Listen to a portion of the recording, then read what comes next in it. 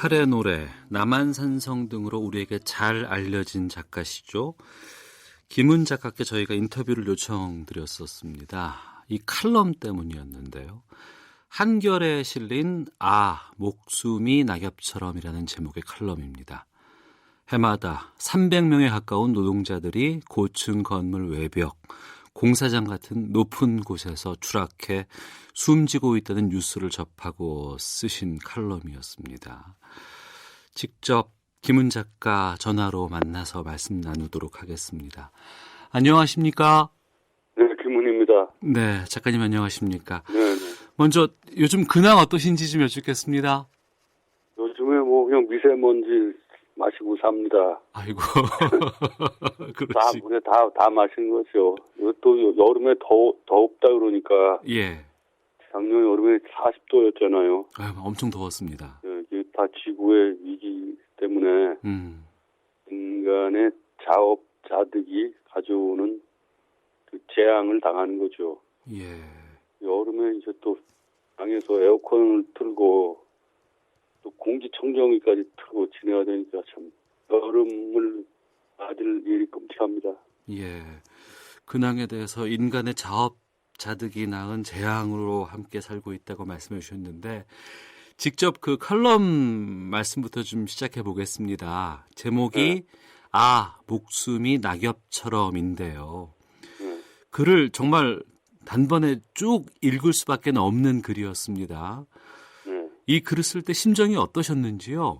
아니, 우연히 텔레비를 뉴스를 보니까는 1년에 300명 가까운 노동자들이 고층 공사에서 떨어져 죽는다는 뉴스가 나오길래 그걸 보고 우라가 치밀고 속이 끓어올라가지고 그냥 빨리 썼지 한 10분 만에 썼어요. 좀 원래 나처럼 초야에 있는 사람은 원사가 좀 과격해지기가 쉬워요. 근데 내가 그걸 잘 다스려 가면서 썼는데 그렇게 됐군요. 예. 칼럼에서 언급하신 한 해에 추락하는 그 우리 노동자들의 숫자, 우리 사회의 단면을 보여주는 숫자가 아닐까 싶은데요. 이 칼럼을 통해서 우리 사회에 좀 전하고 싶은 메시지는 무엇이었을지요? 이게 지금 300여 명에 가까운 사람이 떨어져 죽는다는 것은 참 끔찍한 일이죠. 예. 정말 견딜 수가 없는 일입니다. 우리 사회는 지금 할 수 있는 일을 하지 않는 거예요. 이 문제를 해결하는 건 아주 쉽습니다. 돈이 드는 것이 아니고 기술이 필요한 게 아니에요. 그리고 명백히 잘못된 것을 반드시 고치지 않아요. 10년이고 20년이고 이걸 안 고치고 내버려 두는 거예요. 그리고 이것을 이제 일상화시켜버려요. 일상화시켜가지고 우리의 사회는 원래 이런 것이다. 우리는 이런 데서 사는 것이 일상적이다. 이런 인식이 오게 되면은 그때부터 해결하기가 더 어려운 거죠. 왜냐하면 그것이 이제 일반화되고 일상화되니까 지금 미세먼지의 문제도 이렇게 돼가는 게 아닌가 싶어요. 인간은 본래 우리는 이런 데서 사는 거다 하는 인식이 만연되면은 그때부터는 정말 해결하기가 어렵죠. 그러네요. 우리나라는 항상 맑은 공기 또 파란 하늘과 함께 살았었는데 봄 되면 이제는 미세먼지는 일상화돼가고 있네요. 우리는 지금 하늘에 별이 없잖아요. 별이 없는 것에 대해서 아무 의문제기 안 해요, 이제는. 앞서서 할 수 있는 것을 안 하고 있다. 잘못된 안 해요. 아니 명백히 잘못된 것을 반드시 고치지 않아요. 이런 사고가 매년 발생하는 원인에 대해서 여러 가지 분석을 해 주셨습니다. 글을 보면 첫 번째 이유가 부유층 사람들이 높은 곳에서 일을 하다가 떨어지는 일이 없기 때문이라고 하셨는데 계급적인 관점의 접근이라고 이해를 해야 될지 정말 그렇다고 보시는 건지요? 정말 나는 그렇다고 봅니다. 지금 우리나라 이런 사태에 대해서 책임이 있는 고위층 인사, 정치 권력을 가지고 있는 사람들이 자기네 자식들을 월급 많이 주고 편안하고 잘 나가는 직장에다가 부정 청탁해서 밀어넣고 있잖아요. 예. 그것은 다른 집 자식을 제껴버리는 것이죠. 이런 사태에 대해서 젊은이들이 느끼는 절망감이라는 게 정말 큰 거예요. 예. 이런 일을 저지르는 고위층 인사들이 자기가 무슨 짓을 하고 있는지 모르는 거예요. 예. 그리고 고층 빌딩에서 떨어져 죽는 노동자들의 문제를 나는 전혀 돌아보지 않는다고 생각해요. 그러니까 네. 나의 주장은 개혁적 편견이 아니고 아주 이 사회를 정확히 진단하는 것입니다. 예. 게다가 두 번째 이유로 경영과 생산 구조의 문제, 그러니까 먹이 피라미드의 문제라고 하셨습니다. 네. 뭐 최근에 김용균법 이래서 뭐 위험의 외주화에 대해서 사회적인 문제가 상당히 많이 되기도 했었는데 맞닿아 있는 문제라고 이해를 해도 될까요? 그렇죠. 이것은 가장 기본적인 문제는 먹이 피라미드의 문제라고 생각해요. 먹이 피라미드의 모든 단계가 지금은 완전히 적대적이에요. 이것이 서로 의존적인 관계로 되어야 하는데 완전히 적대적이고 이 적대 관계를 해소하는 방식은 결국 뭐 약강식밖에 없는 거죠. 극단적으로 말하자면은. 그렇기 때문에 책임은 자꾸만 분산되고 이유는 집중이 되고 그러니까 이런 배경 위에서 그런 끔찍한 추락 사고가 발생하는 것이죠. 하지만 뭐 산업 전반을 이해하고자 한다 그러면 뭐 원청 하청의 이러한 수직 계열화 구조는 효율적인 측면에서는 뭐 필요한 부분이 아닐까란 지적도 나오거든요. 그것은 유리한 것이죠. 예. 근데 이 유리하다는 것이 문제인 것이죠. 인간 사회의 모든 문제는 경영의 논리로 유불리의 문제로 해결할 수 있는 게 아니에요. 제가 그 문제가 된 비계를 여러 번 관찰을 해봤더니 고층 한 20층, 30층에 설치한 비계가 그것이 쇠 파이프 두 줄로 되어 있는 게 많았어요. 바닥을 깔지 않아요. 쇠 파이프 두 줄 위에서 노동자들이 이동하면서 작업을 하는 것이죠. 왜냐하면 이 비계라는 것은 항구 구조물이 아니고 건물을 다 지면 걷어내는 이제 일회용 사용품이에요. 그렇습니다. 그러니까 거기다 투자할 필요가 없다고 생각하는 것이죠. 그러나 이것이 인간의 생명을 지탱하고 있는 것이죠. 그래서 이것에 대한 인식이 없고 또 그 비계가 뭔지를 모르는 거예요. 그건 일회용 구조물이고 그냥 일회용 소모품이라고 생각하는 것이죠. 그 공사 끝나면 걷어내는 일시적인 물건이다. 그렇게 생각하는 게 해결이 안 되는 것이죠. 방금 말씀하신 것처럼 또 현장 가서도 비계도 직접 보셨다고 하셨는데 밑에서 이렇게 올려다 보니까 그리고 그 근로자들을 노동자를 만났어요. 그런 얘기를 하더라고요. 그 바닥이 없는 게 많대요. 그 바닥을 까는 게 무슨 그렇게 돈이 들겠습니까? 그렇죠. 그걸 일회용품이라고 생각하니까 문제가 생기는 거죠. 작가님께서 이렇게 고공노동자들의 추락사에 대해서 글을 쓰신 이유 중에 하나가 이런 죽음이 끊임없이 매년 발생하고 있고 그러니까 지금뿐만 아니라 내년에도 또 이러한 유의미한 숫자의 사망자가 또 발생할 것이고 이런 죽음이 일상화되고 있는 게 문제 또 이 진짜 문제를 아무도 인식하지 못하고 있는 상황에 대해서 말씀하고 싶으셨던 게 아닐까 싶은데 어떠신지요? 그런데 또 뉴스를 봤더니 정부에서 내년에는 추락사하는 노동자들의 숫자를 줄여서 100명쯤을 줄여보는 게 목표다. 이런 얘기를 하더군요. 정책적 목표가. 그러면 내년에 200명 줄라는 얘기죠. 그렇죠? 아이고. 그러면은 이것은 물론 그런 정책 목표를 가질 수가 있지만 그것은 내년에 200명이 또 죽어야 된다는 문제를 제외하고 있는 거죠. 거기에서는. 근데 나는 이거 내년까지 갈 일이 아니고 내일 당장 고칠 수 있다고 생각하는 사람이에요. 왜냐하면 마음을 먹으면 할 수가 있어요.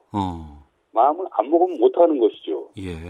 그럼 정부가 무슨 기업을 압박하듯이 무슨 정책 수단을 동원해서 이거를 난 할 수 있으라고 봐요. 내일 당장. 근데 내년에 또 200명 이건 정말 견딜 수 없는 일이죠. 그 쓰신 칼럼에 많은 분들이 댓글을 달아주셨습니다. 그 와중에 보니까 그 사람이 사람 대접받는 나라 어떻게 하면 만들 수 있을까요? 라고 질문을 누군가 주셨던데 이 물음에 대한 답도 주셨으면 좋겠습니다. 대단히 어려운 일인데 예. 나는 어떤 그 뛰어난 무슨 정치 지도자가 뭐 제갈 공명처럼 무슨 출귀몰하는 솜씨를 가지고 예. 이 문제를 해결할 수 있으리라고 생각 안 해요. 네. 물론 그런 지도력도 필요하지만 이것이 좀 그 사람들의 그 단합된 힘으로 네. 이 문제와 맞서지 않으면은 이것은 해결할 수가 없고 그리고 어떤 자본가들 대재벌 그 건물 짓는 사람이 되게 재벌들 자본 대기업이잖아요. 그렇죠. 대기업 재벌의 선의에 호소하는 것으로서는 이 문제를 해결할 수가 없어요. 그 사람 대기업 재벌들이 무슨 도덕적 각성을 해가지고 예. 이 문제를 해결해 주기를 기대하는 것은 지극히 어리석은 일이고 예. 내가 살아본 경험에 의하면 그런 일이 있을 수가 없어요. 그러니까 그것을 이렇게 옥 쥐어가지고 네. 그냥 압박을 해가지고 문제를 해결할 수밖에 없는 것이죠. 입법단 행정을 하던. 네네. 그런 생각을 하고 있어. 인간다운 사람이 대접받는 사회를 어떻게 만들 수 있는 것인가. 이것은 인간의 선의에 호소해서만 될 수 있는 일이 아니라고 생각합니다. 예. 그러니까 자꾸만 그런 얘기를 하면은 또 개천에서 용난 사람도 있다 그러잖아요. 예예. 개천에서 용이 나는 것은 아무런 해결책이 안 돼요. 지금은 개천에서 용이 안 납니다. 예. 그러니까 개천에서 나오는 용을 팀송하지 말고 그러면 개천을 없애야 돼요. 예. 개천을 없앨 생각을 안 하고 그 더러운 개천을 방치해 놓고 거기서 용이 나오기를 기다리고 예. 이것이 문제 해결책이라고 한다는 것은 정말로 그 인간이 할 수 있는 말이 아니죠. 말씀을 들어보니까 참 많은 생각과 또 그동안에 겪었던 것들에 대한 분노가 지금 있지 않나라는 생각이 드는데 이런 궁금증이 갑자기 들었습니다. 그러니까 정책을 담당하는 관료라든가 법을 만들고 집행하는 국회, 정치인들 그리고 그들을 감시하는 언론인들이 해야 될 일을 못하고 있기 때문에 착각해서 스스로 나선 것이 아닌가 싶은 생각이 들거든요. 아니 저는 그렇게 뭐 큰 생각을 한 것은 아니고 내가 네. 참 초야에 있는 그냥 서생이죠. 그 뉴스를 보다가 너무 속이 끓어올라서 쓴 것이에요. 근데 그 칼럼을 뭐 사회가 잘 받아들여서 예. 문제 해결에 아주 작은 힘이라도 됐으면 좋겠다는 생각은 가지고 있어요. 예. 그래서 오늘 말씀을 해주신 것이 아닌가 싶기도 하고요. 또 저희들이 거기에 더 힘을 좀 보태서 이런 것들을 좀 바꿀 수 있는 그런 사회 만들어 보도록 좀 노력을 해야 될 것 같습니다. 그 부분이 저는 막상 생각이 났어요. 그 카레 노래 참 좋아했다고 하는 노무현 대통령 이제 서거 10주기가 어제였는데 그 사람 사는 세상 만들자고 하셨잖아요. 그리고 현 대통령은 사람이 먼저다라는 그런 슬로건을 걸었었는데 정말 그런 세상을 만들자고는 했음에도 정작 우리 삶이 지금 바뀌지 않는다는 부분들이 참 고민스러운 지점이 아닌가 싶네요. 그렇습니다. 예. 세월호 참사 이후에 이런 문제에 대한 여론이 높이 올라오고 국민들의 의식과 그 마음이 이제 자꾸 바뀌어 갔는데 네. 여론도 고조되고 안전과 인권 문제에 대한 여론이 상당히 비등했잖아요. 예. 근데 그것이 현실적으로 어떤 성취를 이룬 것은 매우 빈약한 지금까지. 네네. 그냥 말과 그런 생각들이 들끓어오른 것은 맞지만 네. 현실적으로 문제를 개선한 부분은 매우 빈약했다고 생각하는 거예요. 노무현 대통령께서 그 사람 사는 세상을 만들어야 된다고 그렇게 늘 하셨는데 네. 노 대통령님은 너무나 선한 마음의 바탕을 가지신 분이라고 나는 생각해요. 희망과 열정이 많았고 그 대신 울분과 노여움이 많았어요. 예. 그분은 정권을 잡고 대통령이 되셨음에도 불구하고 이 사회의 그 주류로부터 또 공격을 받고 있었어요. 그렇죠? 예. 그 참 나로서는 참 그 난해한 느낌이 들더군요. 예. 대통령이 되었음에도 불구하고 우리 사회 아주 그 주류로부터 또 소외되어 있는가 하는 생각이 들었어요. 그분은 어쨌든 마음속에 많은 소망이 있었는데 네. 이루신 것보다 이루시지 못한 것이 더 많은 것이 아닌가 싶어요. 사회가 좋아질 수 있도록 많은 곳에서 노력을 해야 될 것 같고 또 더 이상 김훈 작가님께서 이런 분노의 칼럼을 안 쓰시는 사회가 돼야 될 것 같은데 또 글로 많이 좀 뵙고 싶다는 생각도 좀 드네요. 예.